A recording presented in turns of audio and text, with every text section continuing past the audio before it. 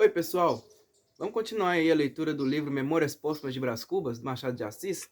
Eu tinha parado na página 123 do livro, no capítulo 70, chamado Dona Plácida. E hoje eu vou tentar ler até a página 143, no capítulo 89 do livro, chamado In Extremis, tá bom? Vou tentar ler isso daí para vocês. Vamos lá. Capítulo 70, Dona Plácida. Voltemos à casinha. Não seria capaz de lá entrar hoje, curioso leitor. Envelheceu, enegreceu, apodreceu, e o proprietário deitou-a abaixo para substituí-la por outra 3 vezes maior, mas juro-te que muito menor que a primeira. O mundo era estreito para Alexandre. Um desvão de telhado é o infinito para as andorinhas. Vê agora a neutralidade deste globo que nos leva através dos espaços como uma lancha de náufragos que vai dar à costa. Dorme hoje um casal de virtudes no mesmo espaço de chão que sofreu um casal de pecados. Amanhã pode lá dormir um eclesiástico, depois um assassino, depois um ferreiro, depois um poeta, e todos abençoarão esse canto de terra que lhes deu algumas ilusões. Vigília fez daquilo um brinco, designou as alfaias mais idôneas e dispô-las com a intuição estética da mulher elegante. Eu levei para lá alguns livros e tudo ficou sob a guarda de Dona Plácida, suposta e a certos respeitos verdadeira dona de casa. Custou-lhe muito a aceitar a casa, farejar a intenção e doí-lhe o ofício, mas afinal cedeu. Creio que chorava a princípio. Tinha nojo de si mesma, ao menos exceto que não levantou os olhos para mim durante os primeiros 2 meses. Falava-me com eles baixos, séria, carrancuda, às vezes triste. Eu queria angariá-la, e não me dava por ofendido, tratava-a com carinho e respeito. Forcejava por obter-lhe a benevolência e depois a confiança. Quando obtive a confiança, imaginei uma história patética dos meus amores com Virgília, um caso anterior ao casamento, a resistência do pai, a dureza do marido, e não sei que outros toques de novela. Dona Plácida não rejeitou uma só página da novela, aceitou-as todas. Era uma necessidade da consciência. Ao cabo de 6 meses, quem nos visse a todos três juntos diria que Dona Plácida era minha sogra. Não fui ingrato. Fiz-lhe um pecúlio de 5 contos, os 5 contos achados em Botafogo, como um pão para a velhice. Dona Plácida agradeceu-me com lágrimas nos olhos e nunca mais deixou de rezar por mim, todas as noites, diante de uma imagem da Virgem que tinha no quarto. Foi assim que lhe acabou o nojo. Capítulo 81, o sinão do livro. Começo a arrepender-me deste livro. Capítulo 71, pessoal, perdão. O sinão do livro. Começo a arrepender-me deste livro. Não que ele me canse, eu não tenho o que fazer, e realmente expedir alguns magros capítulos para este mundo sempre é tarefa que distrai um pouco da eternidade. Mas o livro é enfadonho, cheira a sepulcro, traz certa contração cadavérica, vício grave e aliás ínfimo, porque o maior defeito deste livro és tu, leitor. Tu tens pressa de envelhecer, e o livro anda devagar. Tu amas a narração direta e nutrida, o estilo regular e fluente. E este livro e o meu estilo são como os ébrios, guinam à direita e à esquerda, andam e param, resmungam, urram, gargalham, ameaçam o céu, escorregam e caem. E caem. Folhas misérrimas do meu cipreste, eis de cair como quaisquer outras belas e vistosas, e se eu tivesse olhos, dar-vos-ia uma lágrima de saudade. Esta é a grande vantagem da morte, que se não deixa boca para rir, também não deixa olhos para chorar. Eis de cair. Capítulo 72, o Bibliômano. Talvez suprima o capítulo anterior. Entre outros motivos, há aí nas últimas linhas uma frase muito parecida com despropósito, e eu não quero dar passo à crítica do futuro. Olhai, daqui a 70 anos, um sujeito magro, amarelo, grisalho, que não ama nenhuma outra coisa além dos livros, inclina-se sobre a página anterior, a ver se lhe descobre o despropósito. Lê, relê, treslê, desengonça as palavras, saca uma sílaba, depois outra, mais outra, e as restantes. Examina-as por dentro e por fora, por todos os lados, contra a luz, espaneja-as, esfrega-as no joelho, lava-as e nada. Não acha o despropósito? É um bibliômano, não conhece o autor. Este nome de Brás Cubas não vem dos seus dicionários biográficos. Achou o volume por acaso no pardieiro de um alfarrabista. Comprou-o por 200 réis, indagou, pesquisou, esgaravatou e veio a descobrir que era um exemplar único. Único, vós que não só amais os livros, senão que padeceis a mania deles, vós sabeis muito bem o valor dessa palavra e adivinhais por tantas delícias do meu bibliômano. Ele rejeitaria a coroa das Índias, o papado, todos os museus da Itália e da Holanda, se os houvesse de trocar por esse único exemplar, e não porque seja o das minhas memórias. Faria a mesma coisa com o almanaque de Laimer, uma vez que fosse único, Laimert. O pior é o despropósito. Lá continua um homem inclinado sobre a página com uma lente no olho direito, todo entregue à nobre e áspera função de decifrar o despropósito. Já prometeu a si mesmo escrever uma breve memória na qual relate o achado do livro e a descoberta da sublimidade se a houver por baixo daquela frase obscura. Ao cabo não descobre nada e contenta-se com a posse. Fecha o livro, mira-o, remira-o, chega-se à janela e mostra-o ao sol, um exemplar único. Nesse momento passa-lhe por baixo da janela um César ou um Cromwell, a caminho do poder. Ele dá de ombros, fecha a janela, estira-se na rede e folheia o livro devagar com amor aos goles, um exemplar único. Capítulo 73, eu não sei pronunciar esse nome, o Luncheon. O despropósito fez-me perder outro capítulo, que melhor não era dizer as coisas lisamente sem todos esses solavancos. Já comparei o meu estilo ao andar dos ébrios. Se a ideia vos parece indecorosa, direi que ele é o que eram as minhas refeições com Virgília na casinha da Gamboa, onde às vezes fazíamos a nossa patuscada, o nosso luncheon. Vinho, fruta, compotas. Comíamos, é verdade, mas era um comer virgulado de palavrinhas doces, de olhares ternos, de criancices, uma infinidade desses da parte do coração, aliás, o verdadeiro, o ininterrupto discurso do amor. Às vezes vinha um arrufo temperar o nímel adocicado da situação. Ela deixava-me, refugiava-se num canto do canapé, ou ia para o interior ouvir as denguices de Dona Plácida. 5 ou 10 minutos depois, reatávamos a palestra, como eu reato a narração, para desatá-lo outra vez. Note-se que, longe de termos horror ao método, era nosso costume convidá-lo na pessoa de Dona Plácida a sentar-se conosco à mesa, mas Dona Plácida não aceitava nunca. Você parece que não gosta mais de mim, disse-lhe um dia Virgília. Virgem Nossa Senhora, exclamou a boa dama, alçando as mãos para o teto, não gosto de Yaya, mas então, de quem é que eu gostaria neste mundo? E pegando-lhe nas mãos, olhou-a fixamente, até molharem-se os olhos de tão fixo que era. Virgília acariciou-a muito. Eu deixei-lhe uma pratinha na algibeira do vestido. Capítulo 74, História de Dona Plácida. Não te arrependas de ser generoso. A pratinha rendeu-me uma confidência de Dona Plácida e conseguintemente, esse capítulo. Dias depois, como eu a achasse só em casa, travamos palestra e ela contou-me em breves termos a sua história. Era filha natural de um sacristão da Sé e de uma mulher que fazia doces para fora. Perdeu o pai aos 10 anos, já então ralava coco e fazia não sei que outros trabalhos de doceira compatíveis com a idade. Aos 15 ou 16 casou com um alfaiate que morreu tísico algum tempo depois, deixando-lhe uma filha. Viúva e moça, ficara a seu cargo a filha, com 2 anos, e a mãe cansada de trabalhar. Tinha de sustentar 3 pessoas. Fazia doces, que era o seu ofício, mas cozia também, de dia e de noite, com afinco para 3 ou 4 lojas e ensinava algumas crianças do bairro a 10 tostões por mês. Com isso, iam-se passando os anos, não a beleza, porque não a tivera nunca. Apareceram-lhe alguns namoros, propostas, seduções, e aqui resistia. Se eu pudesse encontrar outro marido, disse-me ela, creia que me teria casado, mas ninguém queria casar comigo. Um dos pretendentes conseguiu fazer-se aceito, não sendo, porém, mais delicado que os outros. Dona Plácida despediu-o do mesmo modo e depois de o despedir chorou muito. Continuou a cozer para fora e a escumar os tachos. A mãe tinha a rabugem do temperamento, dos anos e da necessidade. Mortificava a filha para que tomasse um dos maridos de empréstimo e de ocasião que lhe a pediam, e bradava: queres ser melhor do que eu? Não sei de onde te vêm essas fidúcias de pessoa rica. Minha camarada, a vida não se arranja à toa, não se come vento. Ora essa, moços tão bons como o Policarpo da Venda, coitado, esperas algum fidalgo, não é? Dona Plácida jurou-me que não esperava fidalgo nenhum. Era gênio, queria ser casada, sabia muito bem que a mãe o não fora e não conhecia algumas que tinham só o seu moço delas, mas era gênio e queria ser casada. Não queria também que a filha fosse outra coisa. Trabalhava muito, queimando os dedos ao fogão e os olhos ao candeeiro para comer e não cair. Emagreceu, adoeceu, perdeu a mãe, enterrou-a por subscrição e continuou a trabalhar. A filha estava com 14 anos, mas era muito fraquinha e não fazia nada a não ser namorar os capadócios que lhe rondavam a rótula. Dona Plácida vivia com imensos cuidados, levando-a consigo quando tinha de ir entregar costuras. A gente das lojas arregalava e piscava os olhos, convencida de que ela a levava para colher marido ou outra coisa. Alguns diziam graçolas, faziam cumprimentos. A mãe chegou a receber propostas de dinheiro.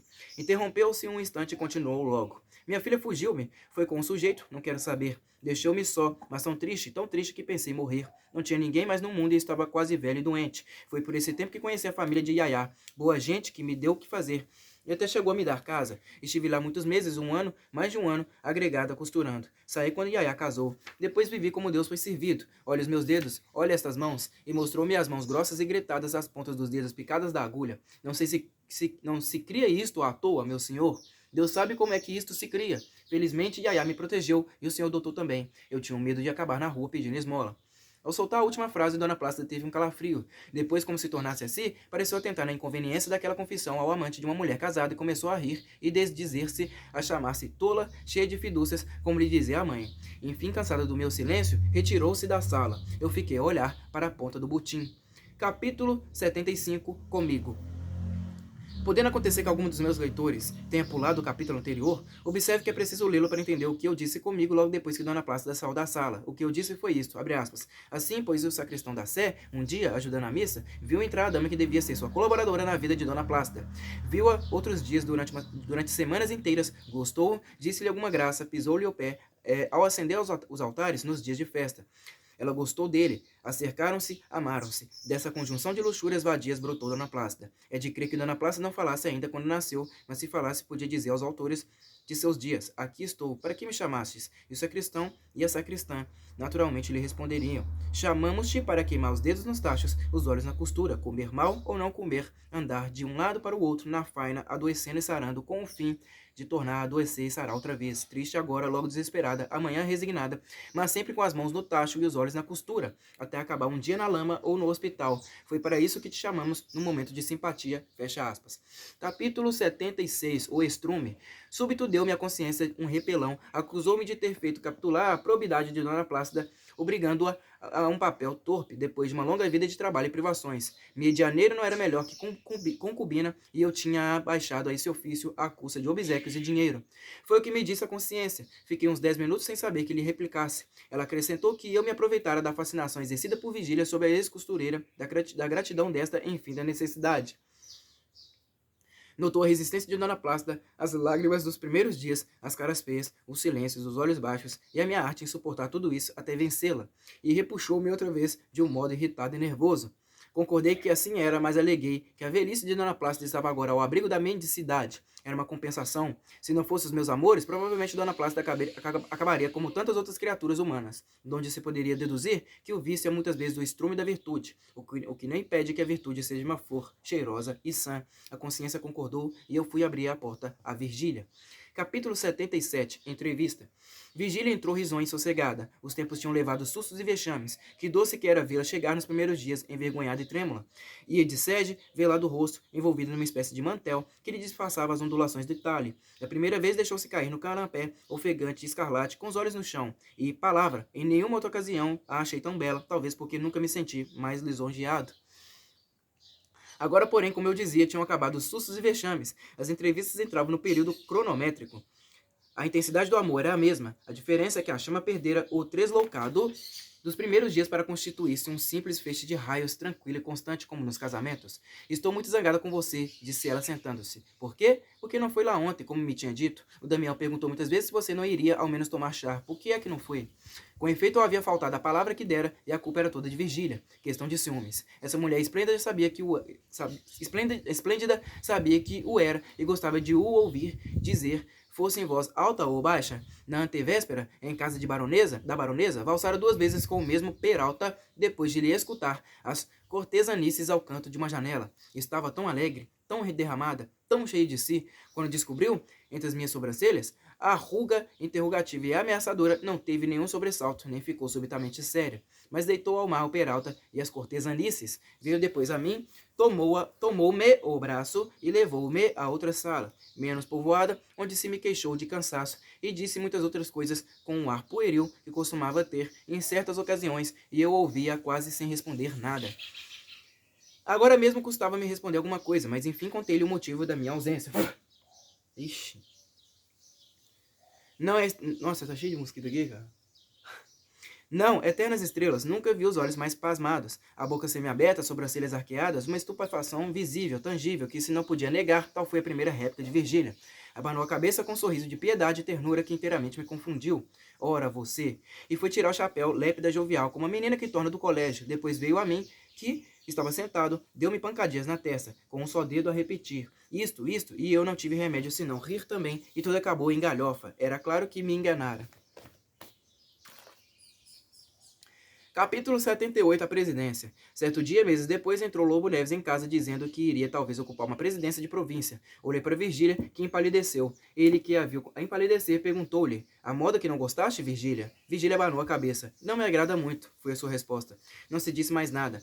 Mas de noite Lobo Neves insistiu no projeto um pouco mais resolutamente do que de tarde. 2 dias depois declarou a mulher que a presidência era coisa definitiva. Virgília não pôde dissimular a repugnância que isso lhe causava, perdão. O marido respondia a tudo com as necessidades políticas. Não posso recuar o que me pedem. É até conveniência nossa do nosso futuro, dos teus brasões, meu amor, porque eu prometi que serias marquesa, e nem baronesa estás. Dirás que sou ambicioso? Sou-o de veras, mas é preciso que me não ponhas um peso nas asas da ambição. Virgília ficou desorientada. No dia seguinte achei-a triste, na casa da Gamboa, à minha espera. Tinha dito tudo a Dona Plácida, que buscava consolá-la como podia. Não fiquei menos abatido. Você há de ir conosco? Disse-me Virgília. Está doida? Seria uma insensatez? Mas então... Então é preciso desfazer o projeto? É impossível? Já aceitou? Parece que sim. Levantei-me, atirei o chapéu a uma cadeira e entrei a passear de um lado para o outro sem saber o que faria. Cogitei largamente e não achei nada. Enfim, cheguei-me a Virgília, que estava sentada, e travei-lhe da mão. Dona Plácida foi à janela. Nesta pequenina mão está toda a minha existência, disse eu. Você é responsável por ela. Faça o que lhe parecer. Virgília teve um gesto aflitivo. Eu fui encostar-me ao consolo fronteiro. Decorreram alguns instantes de silêncio. Ouvimos somente o latir de um cão e não sei se o rumor da água que morria na praia. Vendo que não falava, olhei para ela. Virgília tinha os olhos no chão, parada sem luz, as mãos deixadas sobre os joelhos com os dedos cruzados na atitude da suprema desesperança. Noutra ocasião, por diferente motivo, é certo que eu me lançaria aos pés dela e a ampararia com a minha razão e a minha ternura. Agora, porém, é preciso compeli-la ao esforço de si mesma, ao sacrifício, à responsabilidade da nossa vida comum e, consequentemente, desampará-la, deixá-la a sair. E saí, aliás. Foi o que fiz. Repito, a minha felicidade está nas tuas mãos, disse eu. Virgília quis agarrar-me, mas eu já estava fora da porta. Cheguei a ouvir um prorromper de lágrimas e digo-lhes que estive a ponto de voltar para as enxugar com um beijo, mas subjuguei-me e saí. Capítulo 79, Compromisso. Não acabaria se houvesse de contar pelo miúdo o que padeci nas primeiras horas. Vacilava entre um querer e um não querer, entre a piedade que me puxava à casa de Virgília e outro sentimento, egoísmo, suponhamos, que me dizia, fica, deixa a sós com o problema, deixa que ela o resolverá no sentido do amor. Creio que essas duas forças tinham igual intensidade, investiam e resistiam ao mesmo tempo com ardor, com tenacidade, e nenhuma cedia definitivamente. Às vezes sentia um dentezinho de remorso. Parecia-me que abusava da fraqueza de uma mulher amante culpada, sem nada sacrificar nem arriscar de mim próprio. E quando ia a capitular, vinha outra vez o amor e me repetiu o conselho egoísta, e eu ficava irresoluto e inquieto, desejoso de haver e receoso de que a vista me levasse a compartilhar a responsabilidade da solução. Por fim interveio um compromisso entre o egoísmo e a piedade. Eu iria vê-la em casa, e só em casa, em presença do marido, para lhe não dizer nada, às vésperas do efeito da minha intimação. Desse modo eu poderia conciliar as duas forças. Agora que isto escrevo, quer-me parecer que o compromisso era uma burla, que essa piedade era ainda uma forma de egoísmo e que a resolução de ir consolar Virgília não passava de uma sugestão de meu próprio padecimento. Capítulo 80 de Secretário. É isso? É capítulo 80? É isso mesmo. De Secretário. Na noite seguinte fui efetivamente à casa do Lobo Neves. Estavam ambos. Virgília muito triste, ele muito jovial. Juro que ela sentiu um certo alívio quando os nossos olhos se encontraram cheios de curiosidade e ternura. Lobo Neves contou-me os planos que levava para a presidência, as dificuldades locais, as esperanças, as resoluções. Estava tão contente, tão esperançado. Virgília ao pé da mesa fingia ler um livro, mas por cima da página olhava-me de quando em quando, interrogativa e ansiosa. O pior, disse-me de repente o Lobo Neves, é que ainda não achei secretário. Não, não, e tenho uma ideia. Ah... Uma ideia. Quer você dar um passeio ao norte? Não sei o que lhe disse. Você é rico, continuou ele. Não precisa de um magro ordenado, mas se quisesse obsequiar-me, ia de secretário comigo. Meu espírito deu um salto para trás, como se descobrisse uma serpente diante de si. Encarei o Lobo Neves fixamente, imperiosamente, a ver se lhe apanhava algum pensamento oculto. Nem sombra disso. O olhar vinha direito e franco. A placidez do rosto era natural, não violenta. Uma placidez salpicada de alegria.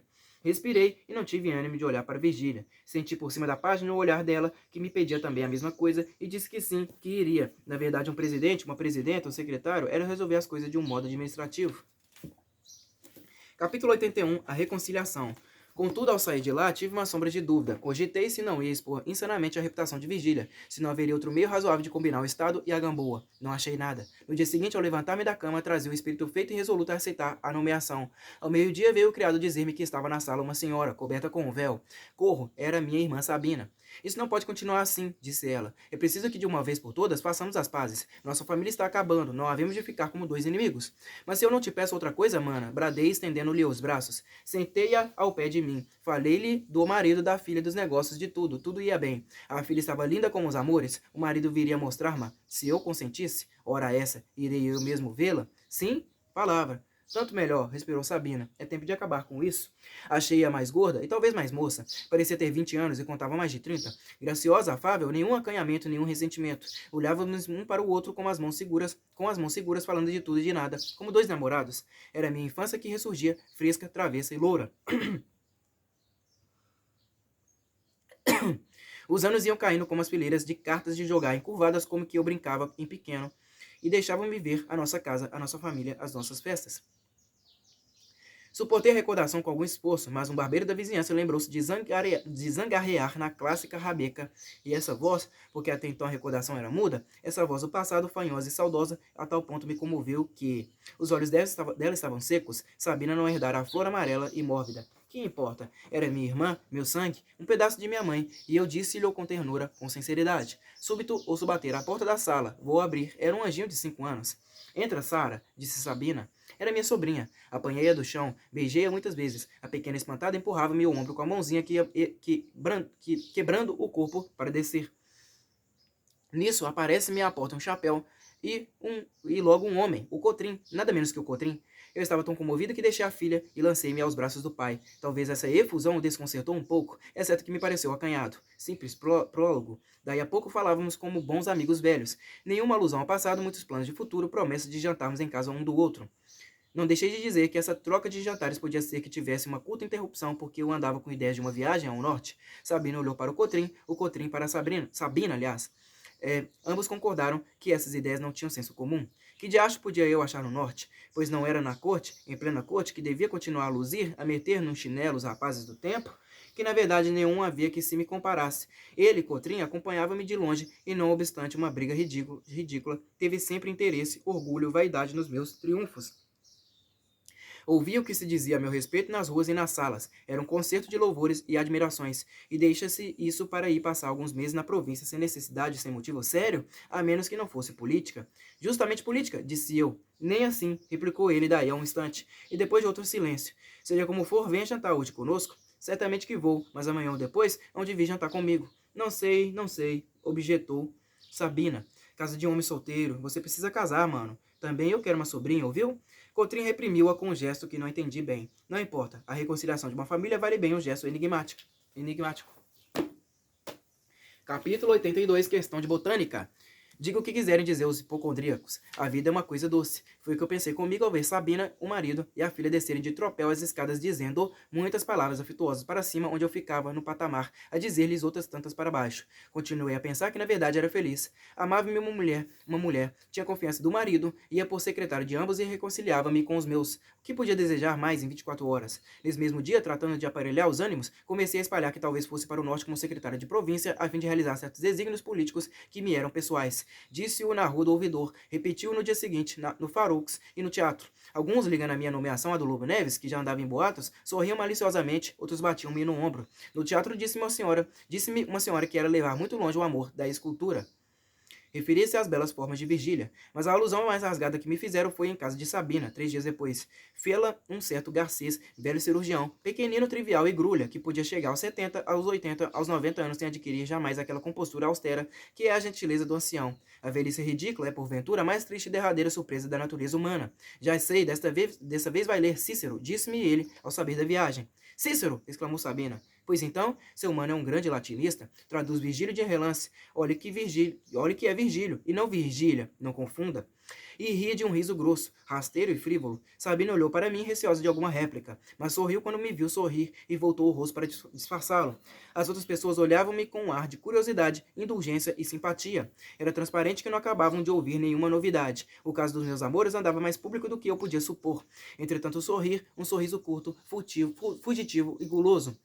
Paureiro como as pegas de Sintra, Virgília era um belo erro, e é tão fácil confessar um belo erro. Costumava ficar carrancuda a princípio quando ouvia alguma alusão aos nossos amores, mas palavra de honra. Sentia cá dentro uma impressão suave e lisonjeira. Uma vez, porém, aconteceu-me sorrir e continuei a fazê-lo das outras vezes. Não sei se há aí alguém, aliás, que explica o fenômeno. Eu explico-o assim. A princípio, o contentamento sendo interior, era, por assim dizer, o mesmo sorriso, mas abotoado. Andando o tempo, desabotoou-se em flor e apareceu aos olhos do próximo. Simples questão de botânica. Capítulo 83, 13.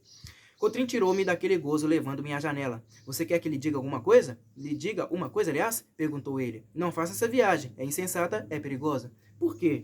Você bem sabe por quê, tornou ele. É sobretudo perigosa, muito perigosa. Aqui na corte, um caso desse perde-se na multidão da gente e dos interesses, mas na província muda de figura. E tratando-se de personagens políticos, é realmente insensatez. As gatezas de oposição, logo que farejam o negócio, passam a imprimi-lo com todas as letras, e aí virão as chufas, os remoques, as alcunhas.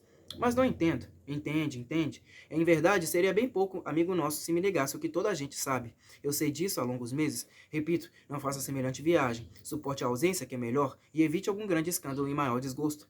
Disse isso e foi para dentro. Eu deixei-me estar com os olhos no lampião da esquina, um antigo lampião de azeite, triste e obscuro e recurvado como um ponto de interrogação.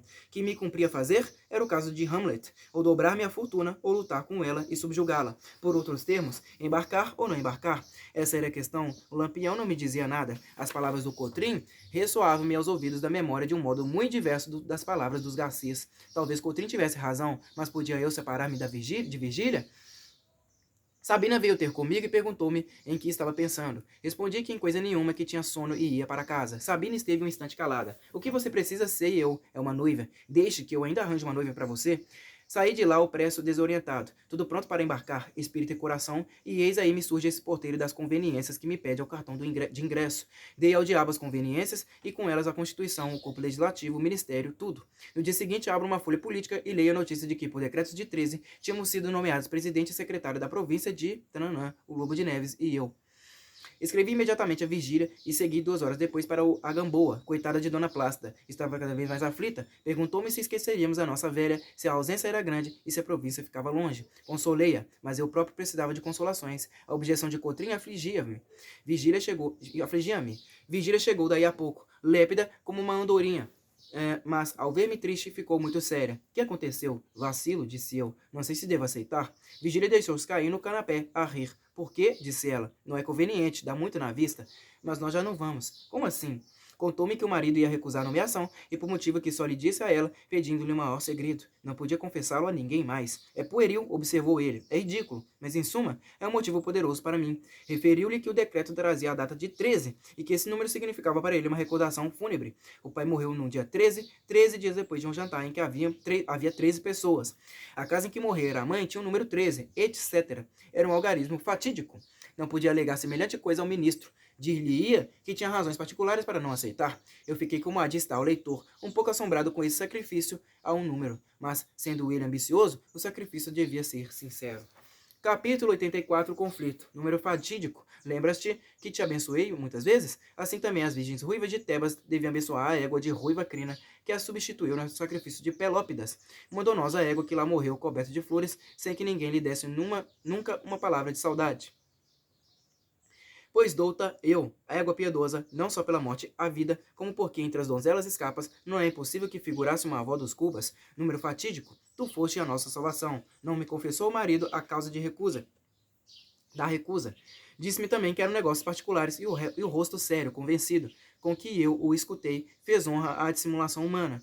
Ele é que mal podia encobrir a tristeza profunda que o minava. Falava pouco, absorvia-se e metia-se em casa a ler. Outras vezes recebia, e então conversava e ria muito com estrépito e afetação. Oprimiam-no 2 coisas. A ambição, que é um escrúpulo desazara, e logo depois a dúvida e talvez o arrependimento. Mas um arrependimento que viria outra vez, se repetisse a hipótese, porque o fundo supersticioso existia. Duvidava da superstição, sem chegar a rejeitá-la. Essa persistência de um sentimento que repugna ao mesmo indivíduo era um fenômeno digno de alguma atenção.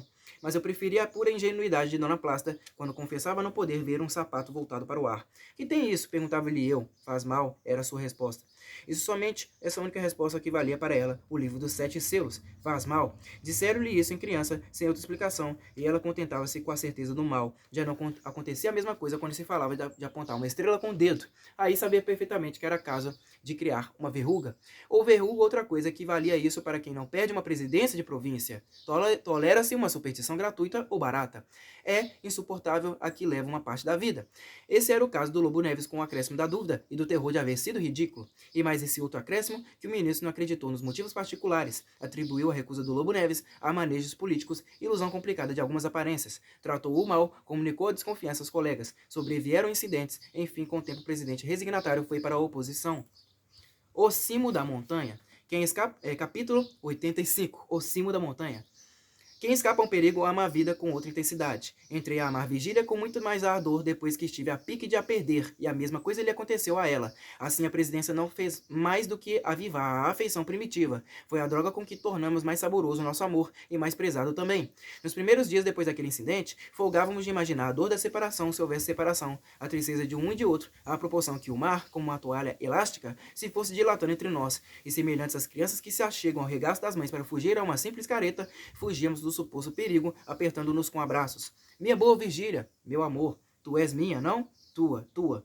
E assim reatamos o fio da aventura como a sultana Scheherazade e dos seus contos. Esse foi cuido eu, o ponto máximo do nosso amor, o cimo da montanha, donde por algum tempo divisamos os vales do leste e de oeste, de leste e de oeste, e por cima de nós o céu tranquilo e azul. Repousado esse tempo, começamos a descer a encosta, com as mãos presas ou soltas, mas a descer, a descer. Capítulo 86, o mistério. Capítulo 86, o mistério. Deixa eu arrumar a câmera aqui. Serra abaixo, como eu a visse um pouco diferente, não sei se é batida ou outra coisa, perguntei-lhe o que tinha. Calou-se, fez um gesto de enfado, de mal-estar, de fadiga. A teimei, ela disse-me que um fluido sutil percorreu todo o meu corpo. Sensação forte, rápida, singular, que eu não chegarei jamais a fixar no papel. Travei-lhe das mãos, puxei-a levemente a mim e beijei-a na testa, com uma delicadeza de Zéfiro e uma gravidade de Abraão. Ela estremeceu, colheu-me a cabeça entre as palmas, fitou-me os olhos, depois afagou-me com um gesto maternal. Eis aí um mistério. Deixemos ao leitor o tempo de decifrar esse mistério. Capítulo 87, Geologia. Sucedeu por esse tempo desastre, a morte do Viegas. O Viegas passou aí de relance com seus 70 anos abafados de asma, desconjuntados de reumatismo e uma lesão de coração por quebra. Foi um dos finos espreitadores da nossa aventura. Virgília nutria grandes esperanças em que esse velho parente, avaro como um sepulcro, lhe amparasse o futuro do filho com algum legado. E se o marido tinha iguais pensamentos, encobria-os ou estrangulava-os. Tudo se deve dizer, havia no Lobo Neves certa dignidade fundamental, uma camada de rocha que resistia ao comércio dos homens. As outras, as camadas de cima, terra solta e areia, levou-lhes a vida, que é um enxurro perpétuo. Se o leitor ainda se lembra do capítulo 23, observará que é agora a segunda vez que eu comparo a vida a um enxurro, mas também há de reparar que desta vez acrescento-lhe um adjetivo, perpétuo.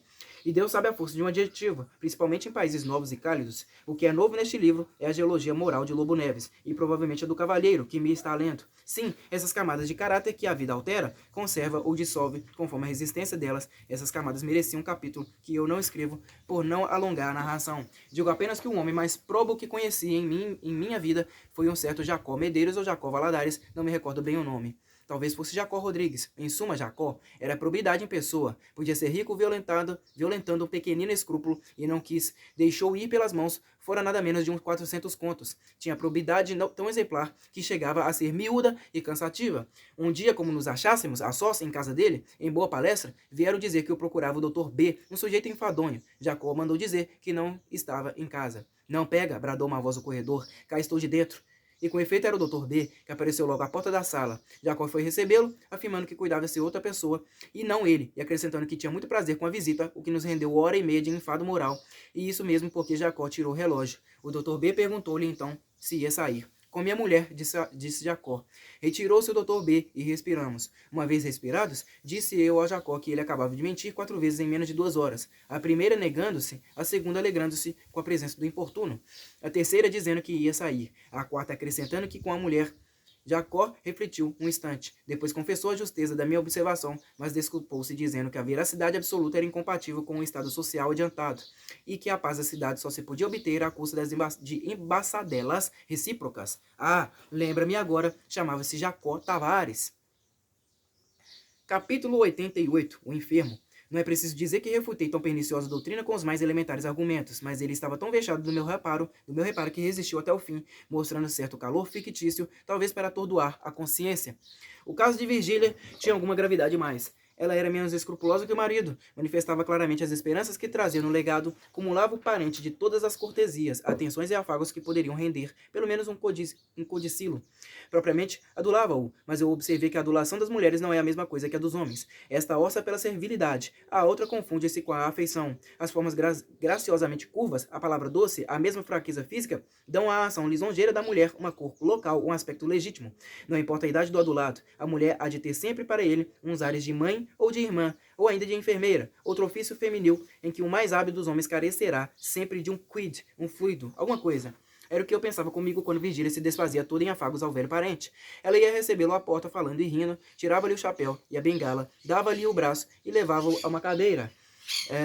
Ou à cadeira, porque havia lá em casa a cadeira do Viegas, obra especial com chegada feita para gente enferma ou anciã. Ia fechar a janela próxima, se havia alguma brisa, ou abri-la, se estava calor, mas com cuidado combinando de modo que ele não desse um golpe de ar. Então, hoje está mais fortezinho? Qual? Passei mal a noite? Qual? Passei mal a noite, o diabo da asma não me deixa. E bufava o homem repousando a pouco e pouco do cansaço da entrada e da subida, não do caminho, porque ia sempre de sege. Ao lado, um pouco mais para frente, sentava-se Virgília, numa banquinha com as mãos nos joelhos do enfermo. Entretanto, Nhonhô chegava à sala sem os pulos do costume, mas discreto, meigo, sério. Viegas gostava muito dele. Vem cá, Nhonhô, dizia ele. E a Custa introduzia a mão na ampla algibeira, tirava uma caixinha de pastilhas, metia uma na boca e dava outra ao pequeno. Pastilhas antiasmáticas. O pequeno dizia que eram muito boas. Repetia-se isso com variantes. Como Viegas gostasse de jogar damas, Virgília cumpria-lhe o desejo, aturando-o por largo tempo a mover as pedras com a mão frouxa e tarda. Outras vezes desciam a passear na chácara, dando-lhe ela o braço, aliás, que ele nem sempre aceitava por dizer-se rijo e capaz de andar uma légua. Iam, sentavam-se, tornavam a ir a falar de coisas várias, ora de um negócio de família, ora de uma bisbilhotice de sala, ora enfim de uma casa que ele meditava construir para a residência própria, casa de feitio moderno, porque a dele era das antigas, contemporânea de El Rei Dom João VI, à maneira de algumas que ainda hoje, creio eu, se podem ver no bairro de São Cristóvão, com as suas grossas colunas na frente.